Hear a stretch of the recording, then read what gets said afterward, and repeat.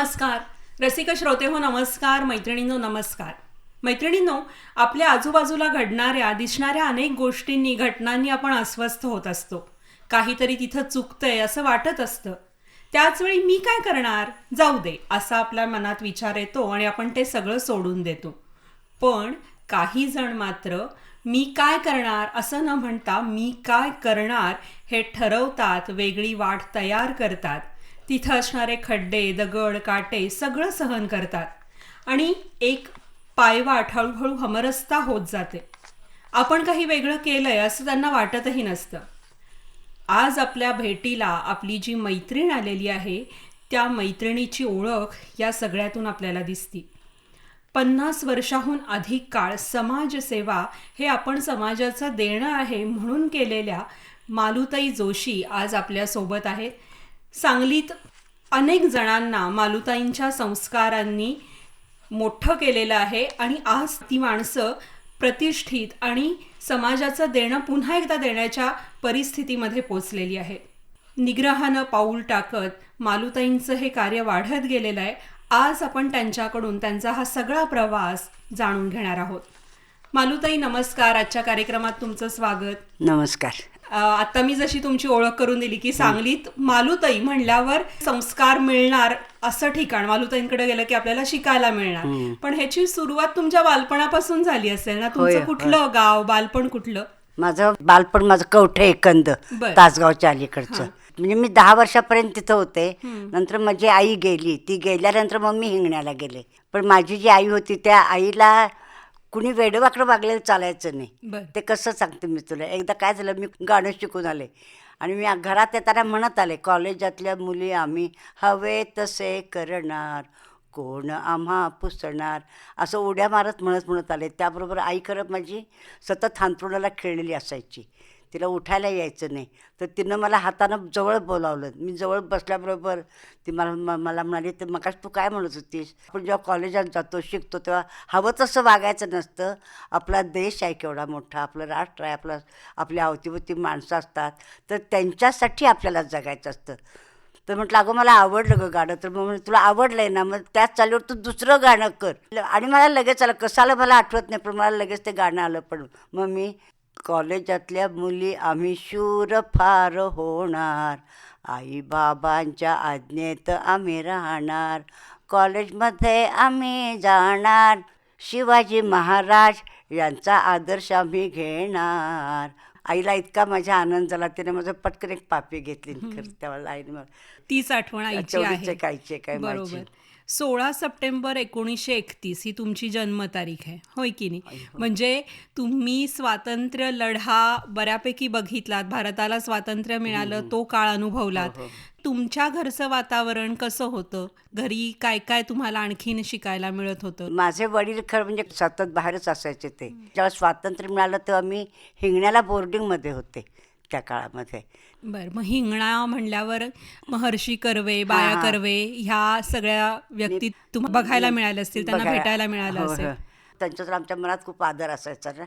आम्ही दुरून बघितलेला आहे, दुरून आम्ही त्याला नमस्कार केलेला आहे, बायाजींना आणि अण्णांना. आत्ता तुम्ही एवढंच जे समाजकार्य केलं त्याची, ज्याला म्हणू आपण मुळं किंवा बीज त्या काळातली होती का? त्यावेळी तुम्हाला असं काही वाटायचं की हे सगळं बघून की आपण पण पुढे जाऊन असं करावं वगैरे? हा संस्कार होत गेला, तिथला अन्न आहे ना, हा संस्कार आम्हाला होत गेला असेल. कारण मी सगळी वसतिगृहात राहिले असल्यामुळं आणि माझी आई लहानपणीच गेली असल्यामुळं बाकीच्या मुली सुट्टीला ज्या घरी यायच्या तसं मला कधी घरी यायला मिळालं नाही आहे. त्यामुळं हा तिथलाच संस्कार, म्हणजे हिंगण्याचा संस्कार म्हटलं तर समाजासाठी करणं, दुसऱ्याच्या हितासाठी ही चर्चा असायची. हेच त्यांचं करणं, तिथलं वागणं, उठणं बसणं, घासाघासात आम्हाला हा संस्कार मिळत गेला असला पाहिजे. त्याच्याशिवाय काय हे मला सुचलं नाही आहे. इथं हे देणं त्यांचं आहे बहुतेक. बरोबर. म्हणजे ते दिसत होतं, आजूबाजूला घडत होतं, त्यातून तुम्हाला आपोआप तो संस्कार तुमच्यावर होत गेला. शिक्षण तुमचं पूर्ण झाल्यावर पुढं काय काय झालं? मी हिंगण्याहून आले, 50 साली आले. तिथं माझं ट्रेनिंग झालं. आताचं DED आहे ना, तसं तिथं माझं ट्रेनिंग कॉलेज हिंगण्याचं झालं. आणि अक्का कळत्रेच्या प्रॅक्टिसिंग स्कूलमध्ये मी 1 वर्ष नोकरी केली. आणि मग इथं शेजारी जोशी राहत होते माझे मिस्टर. तिथं आमची दोघांची ओळख झाली आणि लगेचच म्हणजे 50 साली मी नोकरी केली ना, 51 साली आमचं लग्नच झालं लगेच होय. दोघांचं. बर बर. आणि मग जोशी इथं बालचंद कॉलेजला वर्कशॉपमध्ये होते, त्यामुळे इथंच परत आम्ही बिऱ्हाड केलं सांगलीतच. सांगलीत. आणि मग आता तुम्ही जर संस्कार वर्ग वगैरे नंतर सुरू केलेत, त्याची सुरुवात कुठं झाली? आम्ही सांगलीत राहत होतो. जोशी त्यांना स्वतःचं वर्कशॉप सुरू करायचं होतं. मग त्यांनी वर्कशॉप सुरू केलं काकांनी आणि आम्हाला औद्योगिक वसाहतीमध्ये प्लॉट मिळाला. वर्कशॉपसाठी जागा मिळाली, प्लॉट मिळाला. त्यावेळेला 500 रुपये आम्हाला भरून सभासद व्हावं लागणार होतं आणि ह्यांना पगार होता 70 रुपये फक्त काकांना तेव्हा. त्याच्यामध्ये माझी एक नणंद, एक दीर शिकायला, आम्ही दोघं आणि भाड्याच्या जागेत राहत होतो. तर ते आम्हाला जरा अवघड जात होतं आणि 500 रुपये कसे भरायचे म्हणून मला एकदा खूप असं रडायला यायला लागलं. तर माझी मावशी शेजारी राहत होती. ती म्हणाली, "गं मालू तू अस्वस्थ काय असायचे, रडबली का झालीस?" म्हटलं, "नाही असं असं आहे." तर त्यावेळेला मला मावशीने 500ची नोट दिली होती. मग ते 500 रुपये भरले. आम्हाला औद्योगिक वसाहतीमध्ये प्लॉट मिळाला आणि आमचं इथं वर्कशॉप सुरू झालं. मग रात्रंदिवस मी पण कामाला मदत करायची काकांना. सायकलवर आम्ही डबल सीट यायचं. एक आम्ही औद्योगिक वसाहतीमध्ये एक खोली काढली. आम्ही दोघांनी बांधली होती ती खोली, म्हणजे विटांची खोली, आणि तिथं आम्ही मग राहायला आलो. जोशी खूप कष्टाळू होते आणि जिद्दी होते भयंकर. आणि बघता बघता आम्ही प्लॉट वर्षात 1.5 वर्षात प्लॉटच घेतला आणि तिथं आम्ही राहायला आलो. आणि आत्ता मी सध्या या पंचशील नगरमध्येच राहते. पण तुम्ही नोकरी पण करायचात ना? हो, आम्ही जेव्हा औद्योगिक वसाहतीत राहिलो होतो तेव्हा माझी बापडबालची नोकरी चालू होती. पण आता जायला यायला उशीर व्हायला लागला ना, आम्हाला लांब पडायला लागलं. त्यामुळं मग मी ती नोकरी सोडली. आणि मग वर्कशॉपमध्ये पण मला हातभार लावावा लागायचा. कामं काही हाताची कामं असायची ती मी करायची. मग तिथं घर आणि वर्कशॉप असं सुरू झालं. तिथं सुरू झालं. मग तुम्ही संस्कार वर्ग सुरू कसं काय बरं केला? नाही, का सांगते. वाटलं तुम्हाला सांगते की करावं? मग काय झालं, मी जेव्हा पंचशील नगरमध्ये राहायला आले त्यावेळेला सांगलीचा जो साखर कारखाना आहे तो आशिया खंडातला 1 नंबरचा साखर कारखाना होता. तसंच माधवनगर कॉटन मिल जोरात होती त्या काळामध्ये. त्यामुळं औद्योगिक वसाहत देखील खूप जोरात होती. दूरदूरच्या सुद्धा जिल्ह्यातली तरुण जी मुलं आहेत ती नोकरी करावी, नवरा बायकोनी यायचं आणि जगण्याचं त्याला ते साधन म्हणून लांब लांबून खूप, म्हणजे अशा आमच्या घराभोवती 4ही बाजूला नजर टाकेल एवढी झोपडपट्टी होती. म्हणजे लोक यायचे, झोपड्या टाकायचे, तिथं राहायचे आणि मग औद्योगिक वसाहती, साखर कारखान्यामध्ये, माधवनगर कॉटन मिलला आणि बारक्या बारक्या वर्कशॉपमध्ये नोकरीला सगळे लोक यायचे. तर या झोपडीमध्ये आईवडील दोघं कामाला जाणार. संध्याकाळी पुरुष ठरलेला दारू पिऊन येणार, झोकांड्या खात येणार. बाई बिचारी त्याच्याबरोबरच कामाला गेलेली, पण ती भराभरा पुढे चुलीला जळण घालते, बाळाला अजूनही अंगावर घेते पदराखाली, तोपर्यंत दारू पिऊन येणार, बायकांना मारणार. असं सगळं बघायचं. आणि मग त्यांची मुलं हे सगळं बघत होती. ही सगळी माझ्याभोवती खेळायची ना. शाळेत कुणी जात नव्हतं. त्याचं कारण असं, 14 वर्षाचं मूल मजुरीवर जायचं आणि 13 वर्षापासूनची जी लहान मुलं आहेत पाठचं भावंड सांभाळायला म्हणून घरात ठेवली असायची. मग त्या मुलांचं खेळ तेच की, झोकांड्या खातोय, दारू पितोय आणि अगदी बोबडं बोलणारं मूलसुद्धा. मी आता दारू प्यायला जातो बरं का, मी बायकोला बदवणार काय, झिपल्या धलून बोलवणार काय. हे जेव्हा मी ऐकलं तेव्हा माझ्या लक्षात असं आलं की ही जी लहान मुलं आहेत ही जगणं हे असंच असतं, हा संस्कार घेत आहेत. त्या मुलांना मुद्दाम ठरवून घडवायला पाहिजे. त्यावेळेला माझ्या मनामध्ये ते शब्द आले की ह्या मुलांच्यामध्ये निकृष्टाची घृणा आणि उत्कृष्टाची ओढ निर्माण करायलाच हवी. हे शब्द मला कुणीतरी ईश्वरी देणगी ही मला मिळालेले शब्द आहेत ते. एक मूल म्हणजे कुटुंबाचा आधार असतो, एक उद्याचं कुटुंब आहे. आणि मग मी ती सगळी मुलं संध्याकाळी गोळा करून घरात घ्यायची, त्याला सुंदर गाणी सांगायची, गोष्टी सांगायच्या छान छान. मुलं शाळेत जात नव्हती कुणी, त्याच्यातून आपोआपच पाढे म्हटले जायला लागले मुलांचे, त्यांचे अभ्यास घेतले जायला लागले. तेव्हा मला आठवतं आहे काकांनी पत्र्याच्या 30 पाट्या आणल्या होत्या एकदम या मुलांना द्यायला. मी मुलांचा अभ्यास घेते म्हटलं, मोठ्या पेन्सिलीचा बॉक्स. मग ह्या मुलांना मी रोज संध्याकाळी त्यांना उत्कृष्टाची ओढ, निकृष्टाची घृणा हे माझ्या मनामध्ये मी ध्येय ठेवून त्या मुलांना मी गोष्टी सांगणं, गाणी सांगणं, त्यांचे अभ्यास घेतले त्या मुलांचे. ते 60-70 तरी मुलं असायची, कारण खूप होती पोरं.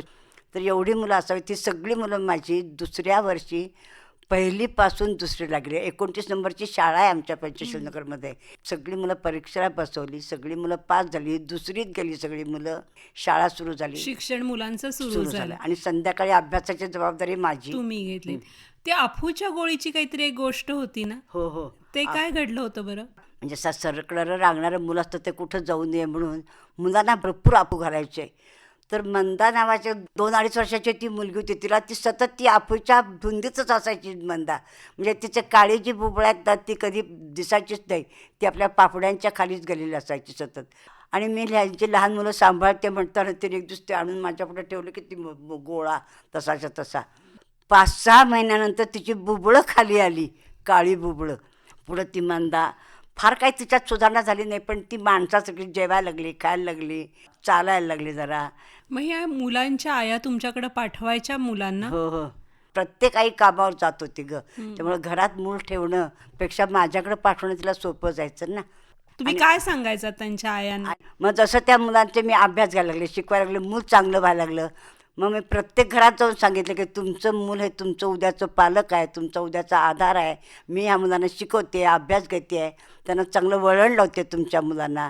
आणि मग खूप मुलं यायला लागली सगळी. ही मुलं जी यायची ना त्यांना ना स्वच्छतेची सवय असेल, औषधोपचार वगैरे असं काहीच त्यांना नीटचं झालेलं नसेल ना, कशी असायची ती मुलं? एक तर सगळ्याला पडसं असायचं. माझ्या कमरेला एक मोठाच्या मोठा टॉवेल ठेवलेलाच असायचा. सगळ्यांना खरूज ही जवळजवळ आई वडिलांना पण असायची खरूज त्या काळात. मुलं आणली की जाड जाड जाड मी भाकरी करायची. तेल मीठ लावून भाकरी खाल्ली की पोरं झोपायची. झोपली की त्यांच्या कमरेला वगैरे जे खरूज त्याच्यावर मी बोरिक पावडर टाकायची. तेव्हा बेतानं सगळं हलक्या हातानं टाकायची. पण उन्हाळ्यात तर सगळ्यांचे डोळे यायचे, म्हणजे आईवडिलांचे पण डोळे यायचे. पण मी आधी तुरटी फिरवून तुरटीचं पाणी करून मग ते पाणी खळाखळा उकळायचं आणि ते गार झालेलं पाणी आहे मुलांच्या डोळ्यात घालायचं. पण डोळ्यात चुरचुरतं. मग मी काय करायची, सगळी मुलं गोल बसवायची आणि मध्ये मी झोपायची आणि माझ्या डोळ्यात मी एक थेंब टाकून घ्यायची आणि आई आई आई खूप आग होती अगं बाई असं म्हणायचं ना. पुन्हा उठून बसायचं. हा काय गार वाटतंय असं म्हटलं की पोरं पण सगळी झोपायची, हौसेनं घालून घ्यायची. मग अशा मी मोठ्या बाटल्या करून ठेवल्या होत्या. त्यांच्या आईवडिलांना पण मी ते तुरटीचं पाणी पाठवायची डोळ्यात घालायला. म्हणजे असे छोटे छोटे प्रयोग करत मुलांना आणि त्यांच्या आई वडिलांना पण प्लस करत गेला. सुरुवातीच्या काळात त्याला विरोध झाला असेल ना, ती सगळी झोपडपट्टी होती. होय, होय. काय अनुभव त्यावेळेस आठवते त्यावेळेला तुम्हाला? हो, एक झोपडपट्टी फार मोठी होती आणि तिथं मी मुलांना एक दिवस जायची सांगायला. तर तिथं एक दादा होता. पत्र्याची शेड होती, पत्र्याचं दार होतं, दारातच संडास केला. म्हणताना मी बघितलं, पाणी टाकून मी स्वतःच धुतलं मी सगळी पोरं आत घेऊन बसले. त्या माणसाने बघितलं मी काय तक्रार केली नाही. दुसऱ्या दिवशी तरी काय केलं, उंबरा होता त्या उंबऱ्यावर पाऊल टाकलं की ते उंबऱ्याच्या आतल्या बाजूला, म्हणजे पाऊल पडलं की तिथं पडावं, तिथं घाण केली. तो पण मी दुसऱ्या दिवशी धुतला. तिसऱ्या दिवशी मी ज्या पत्र्यावर मी जिथं बसते तिथं घाण केली, तरी तो पण मी धुतला. म्हणजे असा लोकांनी त्रास द्यायचा प्रयत्न केला तरी तुम्ही निग्रहानं म्हणजे करत राहिला. त्यातला एक मुलगा पुढं खूप चांगला निघाला. म्हणजे मला माहीत नाही, एकदा एस टी स्टँडवर तो मला भेटला. तो पण मोठा झाला होता. मी तर सगळं विसरूनच गेले होते. एस टी स्टँडवर भेटला आणि मला म्हणला, काकी मला ओळखलं का तुम्ही? म्हटलं नाही रे राजा, नोकरी करत होता कुठं, छान कपड्यामध्ये माझ्या समोर आला. काही मिळाल्याचा एक आनंद वेगळा असतो. बरोबर. तर ही मुलं तर सुधारत होती तुमच्याकडे येत असताना, पण पालकांच्या पण सवयी बदलणं गरजेचं होतं. त्यासाठी काय काय त्याच्यासाठी मी करायचं? आयांशी संपर्क ठेवला होता. त्यांच्यासाठी मी पोथी वाचन, सगळ्यातरी घरी यायच्या आणि मी पोथी वाचायची. एकेका प्रत्येक ओळीचा अर्थ सांगायचा आणि त्याच्यातून मग त्या बायकांना मला जे काही शिकवायचं असेल, म्हणजे मुलांची कसं वागावं, काय करावं, शिकवत होत. दारुडे नवरे असल्यामुळे मारहाण तर करायचंच बायकांना, पण त्यांचे पैसे पण ते हुसकून घ्यायचे. मग मात्र मी काय केलं, घरामध्ये मी प्रत्येकाच्या नावची एक स्वतंत्र पिशव्या केल्या तयार. घरामध्ये त्या सगळ्या पिशव्या ओळीनं लावलेल्या होत्या. मग बाईनं कुठं काही जरी बाहेरनं मिळवून आणलं असेल पैसे चार, तर ते सगळे त्या पिशव्यात त्या बायकांचं साठायला लागले. म्हणजे सणावारेला त्यांना काही जेवायला खायला करायचं असेल, आणायचं असेल, किंवा जर काही कपडे घ्यायचे असतील मुलांच्यासाठी, ह्याच्यासाठी तो खर्च व्हायचा. पुस्तकं वगैरे मात्र कधी मी आयानं घेऊन दिलं नाही. जोशी काका ह्या सगळ्याला पाट्या, पेन्सिली, पुस्तकं सगळं पुरवत होते. आमची गाडी होती. जर गरोदर बाई असेल तर तिचं पोट दुखायला लागलं की लगेच आमच्याकडे निरोप कुणाकडे तरी यायचेच. सिव्हिल हॉस्पिटलला घेऊन जायचं. त्या बाईची सुटका होईपर्यंत काका थांबायचे. तिची सुटका झालेली दिसली, तिचं बाळ दिसलं की काका घरी यायचे. तसा काकांचा पण खूप आधार होता. दोघांनीही एक व्रत घेतल्यासारखं तुम्ही काम करत होता. मुलांचा तुमच्यावर विश्वास बसला की आपल्या प्रत्येक प्रश्नावर जोशी काकींकडे उत्तर आहे. तर असं काही प्रसंग घडले का त्यावेळी? 2 सांगते तुला मी त्यातले. पावसाळ्याचे दिवस होते, गाडी एक आली. त्या गाडीचं दार उघडलं आणि त्यातनं एक कुत्रं तिथं सोडलं पाण्याच्या तिथं आणि ती गाडी निघून गेली. पूर्ण रक्ताळलेलं होतं सगळं, ते रक्त त्याच्या सगळ्या अंगाला रक्त लागलं होतं. ते कुत्रं बघितलं, त्यातला एक जण म्हणाला वाटतं चल आपण काकीकडे घेऊन जाऊया म्हणून. मी ठेवून घेतलं अर्थात त्या कुत्र्याला. इतकं ते आशानं बघत होतं त्यावेळी माझ्याकडं. डॉक्टरांचं औषध पण सुरू केलं त्याला आणि इतकं छान झालं ते कुत्रं, अगदी गुपगुपीत आणि छान. आमच्या पंचशीलनगरमध्ये जे मारुतीचं मंदिर आहे ना, ते पाठीमागं एक बाळ झालं गाढवा, एक गाढविणीला. ते बाळ बाहेर येत असताना तिचे खूप हाल झाले आणि ती गाढवीण तिथल्या तिथंच गेली आणि ते गाढवाचं जे पिल्लू होतं ते उठून उभं राहिलं जरा ते गाढवा. त्यावर तिथली जी आसपासची परत चल आपण काकींकडे घेऊन जाऊया म्हणून त्या गाढवाला हळूहळू हळू माझ्याकडे घेऊन आले ते लोक आणि ते आलं गाढव आमच्याकडं. तो जन्माला आलेलं गाढव थानानं पेलं पाहिजे ना, त्याचे काय दूध बीत पिळते. तर मग मी काय करायची, पिशवी केली, पिशवीत दूध घालायचं, तिचं तोंड बांधायचं आणि थानाला तोंड लावेल तसं त्या गाढवाच्या तोंडामध्ये मी रोज दूध द्यायची.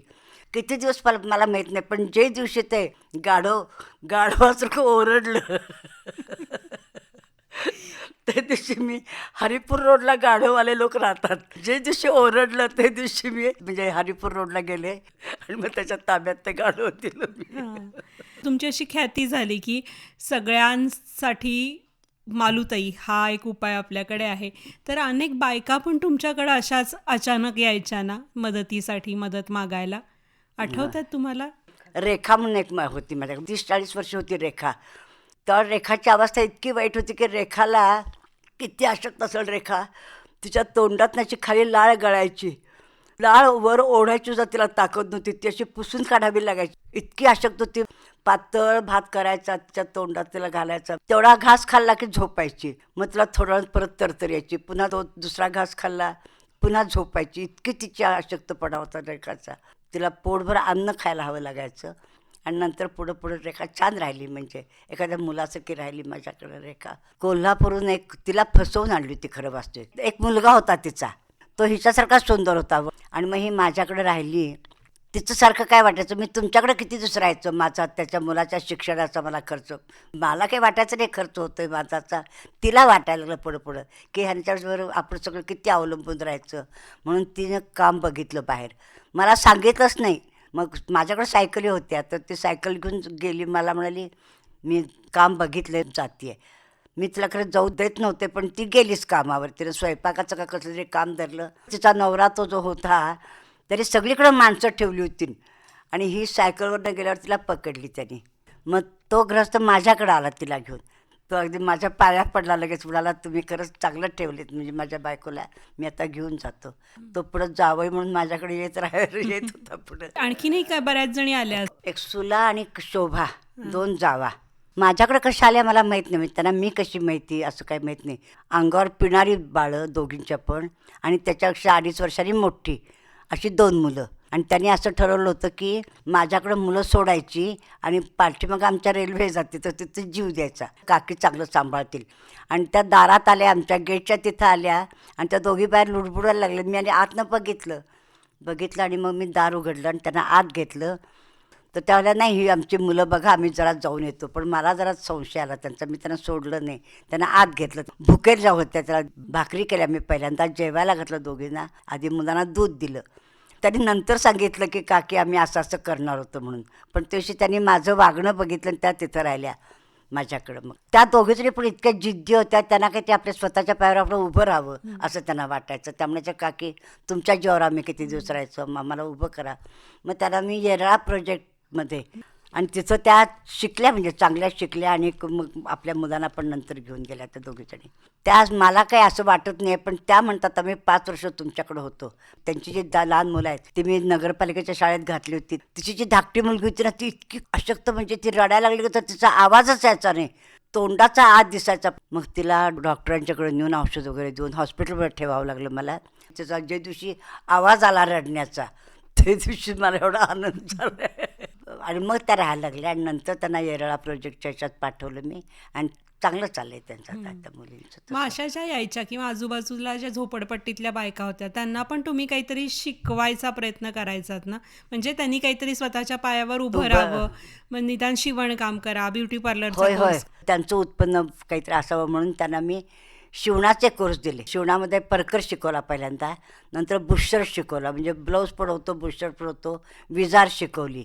आणि मग माझ्या लक्षात आलं की ही माणसं म्हणजे भरा हवा असतं यांना. मग मी रात्रभर विचार करत होते, आता ह्या बायकांना मी शिवण शिकवलं तर त्या टीप घालत बसणार नाहीत, आणि मग मी जे शिवण शिकवणार आहे ते सगळं माझं वाया जाणार. पण मला मग आठवलं, मग मी काय करायला लागले, धावदोरा घालत जायचं, आणि येताना 2 धावदोऱ्याच्या मध्ये जी जागा असते, येताना उलटा धावदोरा ती जागा भरत यायचं, की मग शिवण पक्कं व्हायला लागलं त्या बायकांचं. असं करता करता त्यातली जनाराणे म्हणून होती, आणि आणखीन एक होती, ह्या दोघींचं शिवण इतकं सुंदर होतं, म्हणजे त्या झोपडपट्टीच्या लोकांचं शिलाई त्यांच्याकडेच यायला लागली. मग त्यांना मी स्टेट बँकेतनं दोघींना 2 मशीन घेऊन दिली. त्या मशीनवर नंतर त्यांचे स्वतःचे व्यवसाय सुरू झाले. काका तुमच्या पाठीशी होते, त्यामुळं हे सगळं करत असताना तुम्हाला आर्थिक पाठबळ मिळत होतं. तुमच्या बोलण्यात सारखा काकांचा उल्लेख येतोच आहे. पण दोघं जण किती काळ चालवणार ना. जशी संस्था वाढत जाते, मुलं येत राहतात, तर जास्त कार्यकर्त्यांची गरज भासत राहते. तर मग काय केलं तुम्ही त्यासाठी? काका गेल्यानंतर मात्र हे सगळे बाकीचे भाऊराव परांजपे वगैरे होते ना, गणू काका दप्तरदार मुख्य म्हणजे, मग यांनी आपले सगळे मित्रमंडळी गोळा केली, आणि सगळी माझ्या पाठीशी उभी राहिली की मालूताई आपल्याला हे काम पुढं चालवायचं आहे बरं का, बंद नाही ठेवायचं, आम्ही आहोत ना तुमच्या पाठीशी. असं म्हणजे सगळी मंडळी माझ्या पाठीशी उभी राहिली. आमची एक मोठी संस्था उभी राहिली. काका असताना संस्था होती आमची. मला पुढं चालवायला धीर दिला सगळ्यांनी, आणि आमचं काम पुढं चालत राहिलं. मग नंतर जी संस्था स्थापन केली त्याविषयी सांगा ना. काय काय त्या संस्थेचं नाव काय, आणि आता त्या संस्थेमार्फत काय काय काम केलं जातं? श्री चैतन्य माऊली विश्वस्त मंडळ असं आमच्या संस्थेचं नाव आहे. संस्था रजिस्टर झाली, आणि मग महिलांचा आमचा मोठा बचत गट उभा राहिला, आणि त्या बचत गटाच्या माध्यमातून ज्या मग बायका यायला 60-70 बायका तरी नक्कीच होत्या. मग त्यावेळेला मी पापड उद्योग सुरू केला. आमचा पापड उद्योग खूप जोरात चालू होता, पालक पापड. त्याला इतकं छान विक्री व्हायची. परंतु ज्यावेळेस पूर आला तेव्हा माझा पापड उद्योग थांबला. पण आता ह्या बायकांना काही हाताला काम तर द्यायला पाहिजे. मग मात्र मी काय केलं, ज्वेलरी म्हणजे दागदागिने तयार करायचे. मोती मी कोल्हापूरहून घेऊन यायची, कोल्हापुराला जाऊन, आणि या बायकांच्याकडनं मी मोत्याचे दागिने म्हणजे कानातले, गळ्यातले दागिने, हातातल्या बांगड्या, ते मोत्याचे तोडे, ते पण मी त्या वेळेला बायकांच्याकडनं करून घेतलेले आहेत. तेव्हा अशा तऱ्हेचे मी त्यावेळेला बायकांना मी मोत्याचे दागदागिने दिले करायला. 4 पैसे मिळावेत बायकांना, त्यांचं उत्पन्न व्हावं म्हणून. बरोबर. आत्ताही तुमचा पाळणाघर आणि संस्कार वर्ग दोन्ही सुरू आहेत. काय काय असतं बरं? कामावर जाणाऱ्या ज्या आयांची मुलं असतात, लहान मुलं, ती मुलं दिवसभर कुठे ठेवायची हा प्रश्न पडतो. म्हणून मी ही पाळणाघर म्हणून मी सुरू केले. बाई घरामध्ये आहे असं एकही कुटुंब माझ्या घराभोवती जवळपास नव्हतं. त्यामुळं कामाला जाणाऱ्या आयांची मुलं मी दिवसभर सांभाळायची. त्यातून आमचं पाळणाघर सुरू झालं. म्हणजे मी एकेका पाळण्यात त्या काळात 2-2 बाळं ठेवलेली आहेत. आता सध्या आमचं पाळणाघरच आहे जोरामध्ये. आणि असंही माझं पाळणाघर जेव्हा सुरू झालं त्यावेळेस मग आयांच्यासाठी बचत गट आमचे होते. प्रत्येक बाईशी माझा संपर्क यायचा ना, मग त्यांचा पैसा त्या कामाला जायच्या, मग त्यांचे पैसे चाटायचे. त्यातून आमचे बचत गट तयार झाले. त्यातून ही मुलं जराशी मोठी झाल्यावर त्यांची छोटीशी शाळा, संस्कार वर्ग असं सुरू झालं. हे सगळं आता सुरू आहे. आता संस्कार वर्ग म्हणजे मोठ्या मुलांसाठी रविवारी एक संस्कार वर्ग असतो. दर रविवारी मोठी भावंड येतात, आणि रोज आमचं पाळणाघर म्हणजे गावाला जाणाऱ्या आईचं 1.5 वर्षापासून 6 वर्षापर्यंतची बाळं असतात. बरं. मग या मुलांना तुम्ही काय काय शिकवता, आणि तुमच्याकडे उत्सव पण वेगवेगळ्या पद्धतीनं केले जातात? मुलांना सगळे आपले संस्कार, हिंदू संस्कार जे आपले आहेत, सगळे मुलांना मिळाले पाहिजेत. रोज मुलं सकाळी 9:45 ते संध्याकाळी आई नाहीपर्यंत म्हणजे 5-5:30पर्यंत मुलं असतात आमच्याकडं. आता सध्या 101 मुलं आहे असं. आणखीन संस्कार वर्ग म्हणजे रविवारी, म्हणजे ही मोठी भावंड इतर शाळांमध्ये जातात शिकताय, ती दर रविवारी आम्ही घेतो. ही 4 ते 6 ही वेळ संस्कार वर्गाची असते. पाळणाघरातली जी मुलं रोज येतात त्यांना काय काय शिकवता? आता 1.5 वर्षापासून म्हणजे बघा शिकणारी पण मुलं आहेत. म्हणजे उद्या 1लीला जाणारी मुलं आहेत आमची ती, म्हणजे बालवाडी थोडक्यात. तर बालवाडीचा जो वयोगट आहे, ह्या मुलांना बालवाडीचं जे काही शिक्षण असेल ते म्हणजे मुलांनी हातवारे करून गाणी म्हणावीत, गोष्ट एखादी सांगावी, बरोबर आपलं स्वतःचं नाव सांगावं, बडबड गीतं म्हणावीत.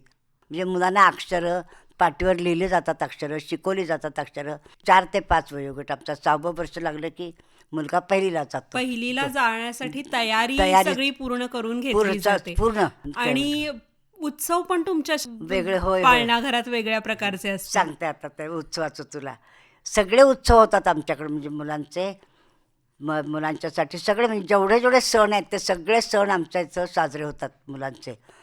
कामाला जाणाऱ्या आयांची मुलं ज्या वेळेला येत होती, आता नाही, आता सगळे सुधारलेले आहेत, आता पण ज्या वेळेला येत होती तर ह्या मुलांचे वाढदिवस कधी आया करत नव्हत्या. आमच्याकडे जन्मतारखा लिहिलेल्या असतात ना, तर ह्या महिन्यामध्ये जी मुलं जन्माला आली आहेत त्या सगळ्या मुलांचा महिन्याच्या शेवटच्या आठवड्यात एक दिवस सगळ्या मुलांना आम्ही एकत्र करतो, त्यांना ओवाळतो, त्यांना कुंकू लावतो, ओवाळतो, गोड खाऊ दिवशी केला जातो मुलांसाठी काहीतरी. सगळ्यांचा वाढदिवस ह्या महिन्यातल्या त्या महिन्यातल्या मुलांचा वाढदिवस त्या महिन्याच्या शेवट 28-29 तारखेच्या दरम्यान होतो सगळ्या मुलांचा. आणि आता काय झालं, आता सगळ्यांनाच ते वाढदिवसाची हौस झाली, आता सगळ्यांचे होतात. पण जेव्हा मी सुरुवात केली तेव्हा खूप मजा वाटायची, मुलांच्या आईला पण खूप मजा वाटायची त्या काळामध्ये. उत्सवाचं सांगायचं तर उत्सव सगळे होतात, पण तुला मुद्दाम जर सांगायचं असेल तर होळी पौर्णिमा, होळी दिवशी तोंडावर हात घेणं हा जो एक प्रकार आहे हा मी मुळात सगळा बंद केला. शिव्या देणं, बेडबाकडं बोलणं 15-20 वर्षापूर्वीची गोष्ट आहे ही. होळी आली आणि माझ्या लक्षात आलं की आता उद्या सगळी मुलं तोंडावर हात घेणार, दारापुढे जाणार आणि वेडेवाकड्या शिव्या देणार. उद्या होळी आहे म्हटल्यावर आज माझ्या लक्षात आलं, तर त्याशी मुलांना सगळ्यांना गोळा केलं. रोज मुलं अभ्यासाला यायचीच ना माझ्याकडं. मुलांना म्हटलं हे बघ उद्या होळी आहे, होळी म्हणजे तेजाची पूजा असते, ते उद्या आपण होळी यज्ञ करायचा आणि आपल्यातले जे दुर्गुण आहेत ते दुर्गुण त्याच्यामध्ये सगळे जाळून टाकायचे. मग मुलं घरी लगेच संध्याकाळी सांगत गेली उद्या होळी आहे, आणखीन काकी म्हणाले की उद्या यज्ञ करायचा आहे. पालक काय म्हणाले, हे उद्या काकीच्या दारापुढे जाऊन आपल्याला तोंडावर हात घ्यायचा आहे. मग पोरं लगेच धावत आली मला सांगायला की नाही नाही, आमच्या बाबाने सांगितलं तुमच्या पुढं येऊन तोंडावर हात घ्यायचा असं माझ्या बाबाने सांगितलं. मग होय का, बाप विचारूया की बाबांना, ये तोंडावर हात घ्या. म्हणून त्या मुलाचा हात धरून मी शेजारी घरी गेल्याबरोबर ते वडील आले, पुढं आले, म्हणाले की काकी माझं चुकलं बरं का. म्हटलं हे बघा, एकदा का मुलाला वेडवाकडं कसंही जोरजोरात बोलावं न लाजता, एकदा जर मुलाला सवय लागली तर तो उद्या कसंही बोलणार, कसंही वागणार, त्याला लाज वाटणार नाही वेडवाकडं वागायला. एवढ्यासाठी मी सांगत असते की वेडवाकडं बोलू नका, शिव्या देत जाऊ नका. होय काकी चुकलं माझं म्हणाले. आणि तेव्हापासून आमच्याकडं होळी पौर्णिमा हा यज्ञ होतो फार मोठा. ते सगळं पालकांना पण आम्ही बोलवत असतो आणि त्या यज्ञामध्ये कुठल्या वनस्पती जाळल्यामुळं कुठली हवा शुद्ध होते तर त्याच्यामध्ये मी त्या सगळ्या वस्तूंची नावं लिहिली आहेत. आणि त्या वस्तू आणून आम्ही होळीमध्ये जाळतो की ज्या योगानं आसपासचं वातावरण शुद्ध होतं. ह्याचा शास्त्रशुद्ध अभ्यास आहे आमचा. आणि त्याच्यामध्ये आम्ही विकारांच्या होती, म्हणजे माझा अहंकार, मी अग्नीस अर्पण करीत आहे, इदम नमम इदम अग्नय स्वाहा, अशा तऱ्हेचे 12 विकार काढलेले आहेत आम्ही. आणि 12 विकार अग्नीला अर्पण केले जातात. आणि इदम नमम इदम अग्नय स्वाहा. मुलाला चांगलं वळण लागावं. थोडक्यात मूल चांगलं उद्याचं राष्ट्र आहे हे सज्जनांचं असावं माझी ओढ आहे माझी. आणि त्या दृष्टीने मग आम्ही आज सगळे सण साजरे करतो. आणि पालखी एक करताना ते काय करता बरं? ते ह्या लहान मुलाच्या खांद्यावर ठेवता येईल एवढी लहान पालखी आहे आमच्याकडं. त्या पालखीत पावलं असतात, पावलांची आधी पूजा होते. आणि ही पावलं कुणाची तर आजपर्यंत होऊन गेलेले, उद्या होणाऱ्या सत्पुरुषांची ही पावलं आहेत. आणि ह्या पावलावर पाऊल टाकून आम्ही जाणार आहोत, अशा तऱ्हेचा मुलाला संस्कार दिला जातो, विचार दिला जातो. नंतर ती पावलं पालखीत ठेवली जातात आणि ती पालखी मुलांच्या खांद्यावर देऊन आम्ही गावातनं मिरवणूक काढतो. आता पालकसुद्धा त्याला इतकेच प्रतिसाद देतात. काही काही ठिकाणी ती पालखी आमच्या पंचशील नगरच्या गल्ली गल्लीत तर ती पालखी फिरत असते आणि तिथून ती मारुतीच्या देवळात जाते, तिथं भीमरूपी म्हटलं जातं, मुलांना प्रसाद वाटला जातो आणि मग ती पालखी पुन्हा घरी येते. आणि वाटेमध्ये आमचे जे पालक आहेत तर ते पालक ती पालखी आपल्या दारात थांबवतात, त्या पावलांची पूजा करतात, फुलं घालतात आणि पुन्हा पुढं पालखी पाठवतात. म्हणजे हा संस्कार पालकांनाही मिळतो आहे, आणखीन मुलांना तर मिळतो पण पालकांना देखील. तुम्ही स्तोत्र नवीन नवीन काही काही तयार केली ना, म्हणजे आई माझा गुरु तर आपण म्हणतोच सगळं. म्हणजे आता आमचा सगळा कष्टाळू वर्ग आहे ना, पूर्वीसुद्धा कष्ट करणारे सगळे लोक आहेत. तर मुलाच्या मनात जे बाबा जे वडील घर चालवतात तर त्यांचा कुठंच उल्लेख नाही. आणि आईबद्दल मुलाच्या मनात सतत जे चांगलं बिंबवलं जातं तसं वडिलांबद्दलही बिंबवलं जावं म्हणून मी आई माझा गुरु, आई कल्पतरू, सौख्याचा सागरू आई माझी. त्याबरोबर बाबा माझे परमेश्वर, किती कष्ट ती दिनभर, आई बाबांचे उपकार, मी गुणवंत होता फिटतील. म्हणजे हाही संस्कार मुलं घेतात की मला उद्या चांगलं व्हायचं आहे. अशा तऱ्हेच्या काही काही श्लोक आहेत. आणखीन एक तुमच्याकडे वैशिष्ट्य म्हणजे दत्तक पालक. पाडव्या दिवशी आम्ही ते करतो. तर आमचा एक मोठा कार्यक्रम असतो पाडव्या दिवशी, सगळे पालकांनी पण यायचं असतं. माझा मुलगा मी तुमच्या स्वाधीन करतोय, तर माझ्या मुलाला तुम्ही त्याला देशाबद्दल, राष्ट्राबद्दल, कुटुंबाबद्दल त्याच्या मनात चांगली जाणीव निर्माण व्हावी असं वळण तुम्ही माझ्या मुलाला, असे संस्कार तुम्ही द्यावेत असं पालक शिक्षकाला सांगतात. आणि शिक्षक सांगतात स्वीकारलेला आहे तुमच्या मुलाला मी, आणि त्या मुलाला मी सुसंस्कारित करीन, आणि ह्या मुलाला मी देशाबद्दल, राष्ट्राबद्दल आणि कुटुंबाबद्दल या मुलाच्या मनात जाणीव चांगली निर्माण होईल अशा तऱ्हेचं मी मूल घडवीन असं शिक्षक सांगतात. आणखीन मुलगा देखील अशा तऱ्हेचा शपथ घेतो की मी शाळेमध्ये जे काही शिक्षक मला शिकवत आहेत तर मी मनापासून अभ्यास करेल आणि मी एक चांगला नागरिक घडेन असा विश्वास देतो. बरोबर. तुम्ही इतकी वर्ष ही समाजसेवा करताय, संस्कार वर्ग, पाळणा घर, आणि शून्यातून आज ती संस्था तुमची मोठी झालेली आहे. तर काय सांगा, समाजाकडून काय अपेक्षा आहेत तुमच्या? समाजाकडे माझ्या एवढंच अपेक्षा ती समाजाने म्हणजे ह्या लोकांनी येऊन बघावं, विशेषतः आमची होळी पौर्णिमा बघावी, आणखीन तसे संस्कार त्यांनी घ्यावेत आणि आपलं मूल चांगलं घडवावं. आणखीन माझी जर काही मनापासून इच्छा असेल तर रोज 3 सांजेला कातर वेळेला आयाने सुद्धा टी व्ही बंद करावा, सगळ्यांनी लक्ष्मीची प्रार्थना करावी, पायावर पाणी घ्यावं. म्हणजे तो संस्कार मुलं घेतात. आईवडिलांनी का करायचं, तर आईवडील जसे वागतील तसं मूल घडतं. तर 3 सांजेला सगळ्यांनी दैवाला, दिव्याला, प्रकाशाला नमस्कार करावा आणि मी माझ्या ज्ञानाचा प्रकाश समाजाला देईन, अंधारातून सर्वांना उजेडाकडे नेईन, स्वतःवर एक संस्कार करावा ह्या वाक्यांचा. मालूताई, आता इतकी वर्ष तुम्ही संस्कार वर्ग चालवतात, त्यातली बरीचशी मुलं आता मोठी झाली असतील होय. आणि तुमच्या संस्कारांमुळे चांगलं कामही समाजात करत असतील. तर अशी काही उदाहरणं तुम्हाला सांगता येईल का? अगदी जरूर आहे. सुभाष बुवा नावाचा एक मुलगा आहे. तो चिपाडाच्या झोपड्या असतात तशा झोपडीत राहणारा हा मुलगा, हा आता उपशिक्षणाधिकारी झाले आहे. लमाण तांड्यासाठी तो काम करतो. म्हणजे अजूनही तो हे काम पुढं चालवतोय. तुमचे संस्कार पुढच्या पिढीपर्यंत देतोय. आणि तो काम करतोय त्यांच्यासाठी. पार्वती कमते नावाची एक मुलगी आहे. ती मुलगीसुद्धा इतकी चांगली आहे. ती आता स्वतःचा तिचा एक उद्योग आहे कपड्यांचा. म्हणजे ती ड्रेस शिवते आणि ते पाठवते. तिच्या हाताखाली तिने ज्या मुली ठेवल्या आहेत, 12 का 15 मुली आहेत, त्यांना मशीन दिली आहेत आणि त्यांच्याकडनं ड्रेस शिवून घेते आणि ते विक्रीला दुकानामध्ये पाठवते. नंतर मनोज कोरडे नावाचा एक मुलगा आहे. तो आता आमच्या संस्थेच्या कार्यकारिणीवर आहे. त्याचा स्वतःचा फार मोठा उद्योग आहे. 10-15 कुटुंब तो चालवतो. त्याचा स्वतःचा जो काही उद्योग त्यांनी सुरू केला तो, त्याला आम्ही इलेक्ट्रॉनिक्सचा छोटासा कोर्स दिला मॅट्रिक झाल्यानंतर त्यांनी. आणि तो आज बँकेचा एका संचालक पण आहे. अशा या मुलांकडे बघून तुम्हाला फार छान वाटत असेल म्हणजे ना? मला असं वाटतं मी दागिन्याने मढली असं वाटतं मला ही मुलं बघितली. वा, फारच छान. तुमचा हा ना सगळा प्रवास जो होता, म्हणजे एक कारण घडलं संस्कार वर्ग सुरू करण्यासाठी, पाळणा घर सुरू करण्यासाठी, आणि ते तुम्ही सुरू केलं आणि हळूहळू विस्तारत गेलेलं, आणि आज सांगलीमध्ये अनेक ठिकाणी हे तुमचे संस्कार वर्ग सुरू आहेत. तुमच्या पाळणा घरात आज 100हून अधिक मुलं रोज येत आहेत. अनेक कुटुंब तुमच्यामुळं स्वतःच्या पायावर उभी राहून कमावत आहेत आणि त्यातल्या काही जणांनी अनेकांना रोजगार दिलेत.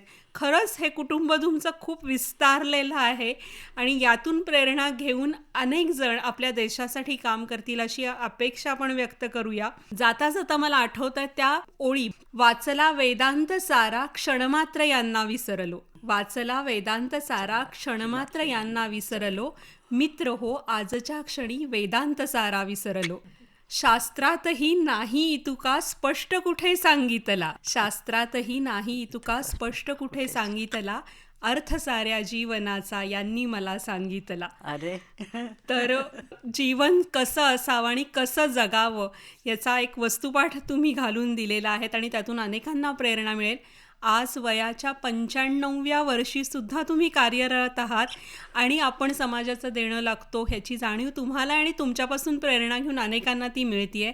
मालूताई, तुम्ही आज आलात आणि इतक्या छान गप्पा मारल्या, तुमचा प्रवास सांगितलात, अनुभव कथन केलं, त्याबद्दल आकाशवाणी सांगलीच्या वतीनं आणि सगळ्या श्रोत्यांच्या वतीनं मी आपली मनःपूर्वक आभारी आहे. धन्यवाद. नमस्कार.